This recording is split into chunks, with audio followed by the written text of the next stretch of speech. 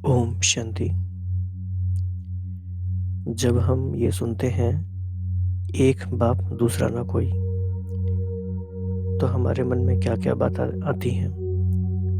और आज बाबा ने एक बहुत अच्छी बात कही कि ये अपने आप में एक सब्जेक्ट है पूरा। तो जब हम कहते हैं एक बाप दूसरा ना कोई, तो हमारे मन में यही आता है कि शायद दूसरा कोई और व्यक्ति नहीं। तो हमारी सोच में यही बात आती है, लेकिन बाबा ने इसकी इतनी गहराई आज बताई है जो शायद आपने कभी सोचा नहीं होगा।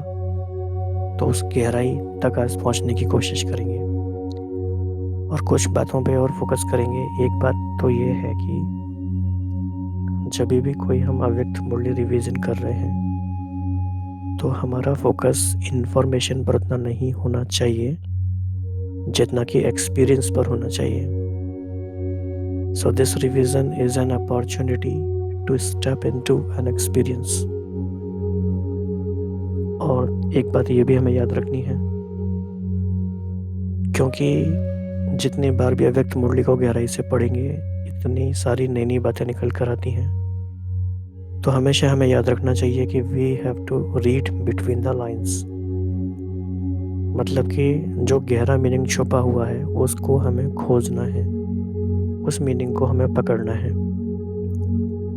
तो एक बाप दूसरा ना कोई, ये एक सिंपल लाइन लगती है, लेकिन इस एक लाइन की क्या क्या गहराई है, उस गहराई की बाबा ने आज क्या क्या बातें बताई हैं वो हम देखेंगे। तो बाबा ने आज बहुत सारी प्यारी प्यारी वन लाइनर्स या टू लाइनर्स बताए हैं। और जैसे कि कई बार सचिन भाई भी कहते हैं कि कुछ मुरलियों की लाइंस एज इट इज़ हमें पकड़ के निकाल लेनी है और अपने पास अपने मन में उनको नोट करके रखना है। तो कुछ लाइंस को एज इट इज़ हमें उठाना है।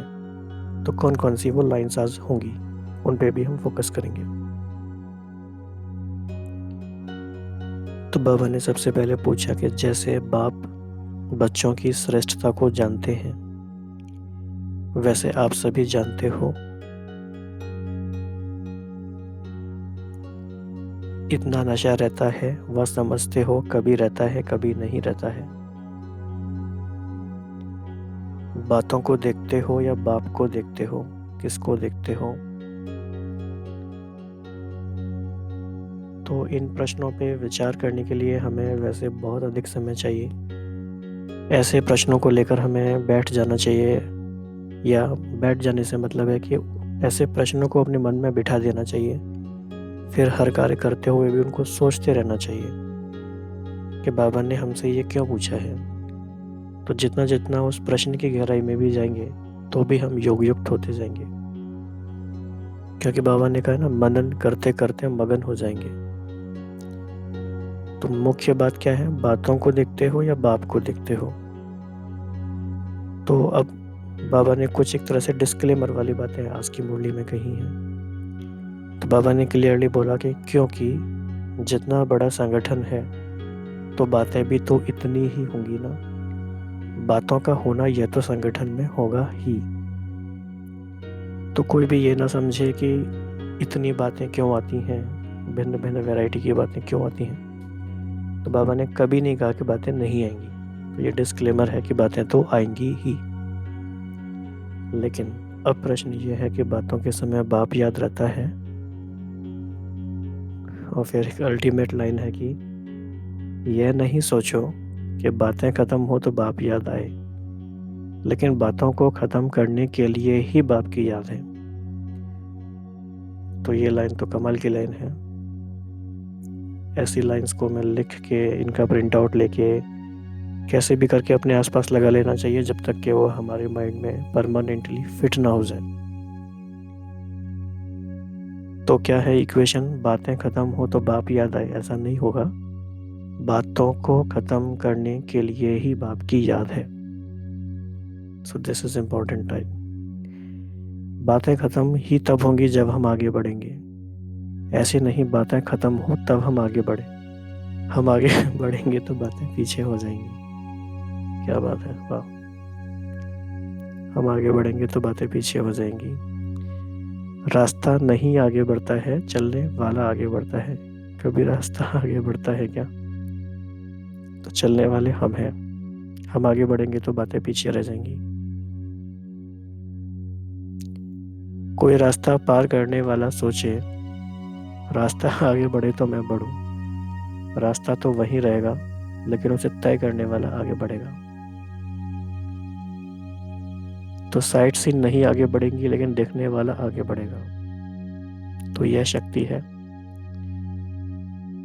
तो आप सोचिए कि इस समय कई सारे भाई बहन होंगे जिनकी लाइफ में कई सारी सिचुएशंस ऐसी होंगी जो थोड़ी उनको डिफ़िकल्ट लगती हैं, जेन्युइनली डिफ़िकल्ट लगती हैं।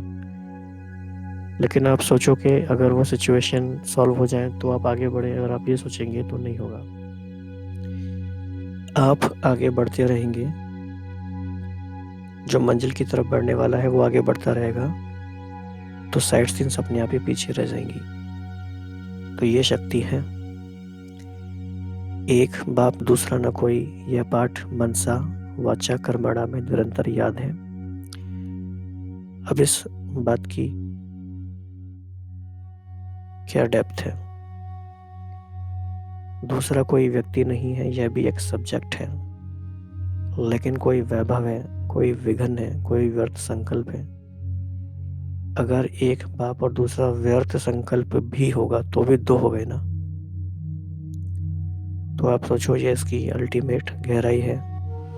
एक बाप दूसरा ना कोई व्यक्ति, ना कोई वस्तु, ना कोई विघन, ना ही कोई व्यर्थ संकल्प। जब ये वाली पूरी इक्वेशन सेट होगी तब हम कह सकते हैं कि एक बाप दूसरा ना कोई। संकल्प में भी व्यर्थ ना हो, बोल में भी और कुछ नहीं।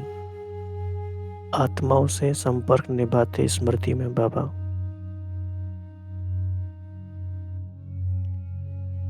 व्यक्ति व संपर्क का विस्तार ना हो, ऐसे हैं। ये बहुत गहरी बातें हैं। व्यक्ति व संपर्क का विस्तार ना हो, क्योंकि क्या होता है, विस्तार के कारण समय बहुत जाता है। किस किस बातों पर? कभी तन पर, कभी मन पर, कभी वस्तु पर, कभी व्यक्ति पर। इसमें तो टाइम नहीं चला जाता है। अगर हम पूरे दिन का अपना पौधा मिल उठा के चेक करें तो हम पाएंगे कि हमारा समय इन चारों में से कहीं ना कहीं जा रहा है। या तो तन की किसी बात में लगे हुए हैं, या मन की किसी उलझन के कारण। वस्तु मीन्स साधन, धन, एवरीथिंग, जॉब भी इसी में आती है। और व्यक्ति मतलब कनेक्शंस। इसमें टाइम तो नहीं जा रहा है। तो ये हमारे 4 मेन टाइम ईटर्स हैं, हमारे समय को खा जाते हैं। शरीर भी अगर ठीक नहीं होगा तो खा जाएगा। मन भी ऐसा ही करता है। वस्तु का भी अपना विस्तार है और व्यक्ति का भी अपना विस्तार है। तो हमारे चेकिंग के लिए ये बहुत ही इम्पोर्टेंट पॉइंट्स हैं। इन पॉइंट्स पे बहुत गहराई से आराम से विचार करना है कि ये चारों चीज़ें मेरे समय को किस तरह से ख़त्म करती हैं।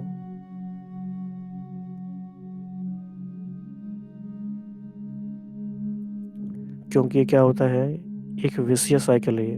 व्यक्ति जाएगा, मान लो कि हम सारे व्यक्तियों से किनारे भी हो गए या जो भी हो गए, तो फिर कोई ना कोई वैभव आएगा। वैभव जाएगा तो व्यक्ति आएगा। ये तो लाइन होती है, क्योंकि माया जानती है थोड़ा भी चांस आने का मिला तो वह बहु रूप से आएगी।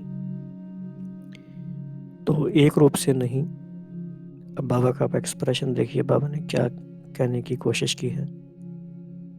तो माया यहाँ से, वहाँ से, कोने से, छत से, बहु रूपों से, बहुत तरफ से आ जाएगी।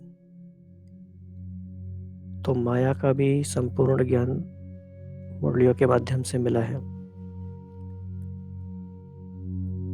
तो माया हर दिन नए नए तरीके से आ जाती है। फिर हम सोचते हैं ऐसा तो हमें पता ही नहीं था, हमारा समय चला गया। और कई बार तो वो रिपीट भी हम करते रहते हैं। तो कहाँ कहाँ से माया आती है? यहाँ से, वहाँ से, कोने से, छत से। तो ये कौन से कोने हैं और कौन सी छत है, इस पे भी हमें सोचना है। लेकिन परखने वाला एक बाप दूसरा ना कोई, इस पाठ के आधार पर उनको दूर से ही नमस्कार कराएगा। करेगा नहीं, कराएगा।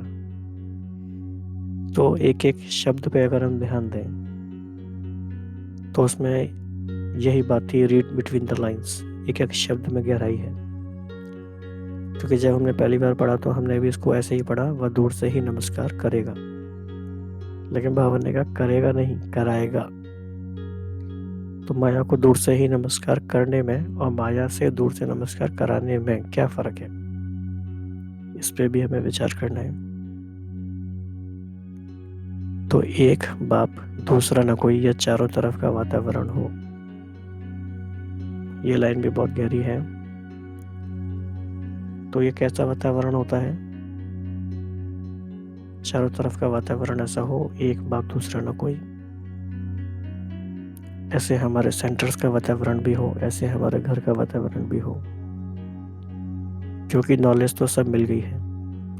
कितनी पॉइंट्स हैं, पॉइंट्स होते हुए पॉइंट्स रूप में रहें। ये है उस समय की कमाल, जिस समय कोई नीचे खींच रहा हो। जब कोई नीचे खींच रहा हो तब पॉइंट स्वरूप में रहें, क्योंकि कभी बात नीचे खींचेगी, कभी कोई व्यक्ति निमित्त बन जाएगा, कभी वायुमंडल, कभी कोई चीज, ये तो होगा। यह ना हो ऐसा हो नहीं सकता। तो बाबा ने बहुत बार डिस्क्लेमर ये दे दिया कि बातें तो आएंगी, और बाप की याद है इसलिए कि बातें खत्म कर सको। तो ऐसे समय में आप उसमें एक रस रहो, उसकी युक्ति सोचो, कोई नई इन्वेंशन निकालो। ऐसी इन्वेंशन हो जो सब वाह वाह करें, यस अच्छी युक्ति सुनाई। तो आप ये सोचो कि बाबा ने हमें ये बात क्यों कही। कई बार हम इतने हल्के में ले लेते हैं सारी बातों को, और हर बात का आंसर हम ये दे देते हैं बिना सोचे समझे कि कोई भी बात आएगी तो बाबा को याद करो, भले वो उस समय कर नहीं पाते, क्योंकि हर सिचुएशन डिफरेंट होती है, तो उसमें हमें डिफरेंट तरीके से चीज़ें अप्लाई भी करनी होती है। तो कोई भी बात जब आती है तो उसमें एक रस कैसे रहें, उसकी युक्ति क्या है, उसकी कोई नई इन्वेंशन क्या निकाल सकते हैं। तो ये बाबा ने हम सबको होमवर्क दिया है, इसके बारे में हम अपना अपना एक्सपीरियंस, अपने अपने पॉइंट्स बता सकते हैं सभी, कि जब माया भिन्न भिन्न रूपों में आती है, बातें आती हैं, तो हम एक रस कैसे रहें। तो आज की मुरली से काफ़ी सारी बातें मिली।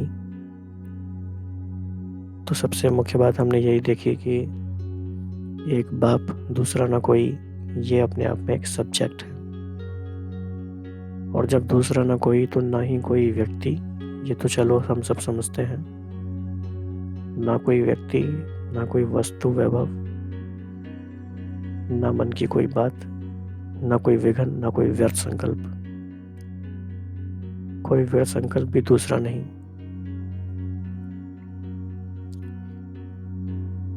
और इसके अलावा हमें क्या याद रखना है, बातों को ख़त्म करने के लिए ही बाप की याद है। और रास्ता नहीं आगे बढ़ता है, चलने वाला आगे बढ़ता है। हम आगे चलते रहेंगे तो बातें पीछे रह जाएंगी। और जो हमारा समय जाता है, व्यक्ति व संपर्क का विस्तार ना हो उसके लिए, और हमारा समय तन की किसी बात में न जाए, मन की बातों में न जाए, वस्तुओं में न जाए, और व्यक्तियों में न जाए। ये अपने आप में पूरा एक सेल्फ ऑडिट का प्रोग्राम आप बना सकते हैं। इसके लिए काफ़ी इंटेंसिव सेल्फ ऑडिट चाहिए, ऊपर ऊपर से चेकिंग करने से काम नहीं चलेगा, क्योंकि माया सिर्फ दरवाजे से नहीं आती है, वो कोने में भी है, छत से भी आती है, कहीं से भी आती है। तो ये हमारे लिए काफ़ी सारा होमवर्क आज बाबा ने दिया। तो उम्मीद है कि आप इन सारी बातों पर विचार करके होमवर्क करते भी होंगे, और आपस में भी चिंतन मनन करके आगे बढ़ रहे हैं। तो अभी 1 मिनट हम इसी स्थिति में बैठेंगे कि एक बाप दूसरा ना कोई। ओम शांति।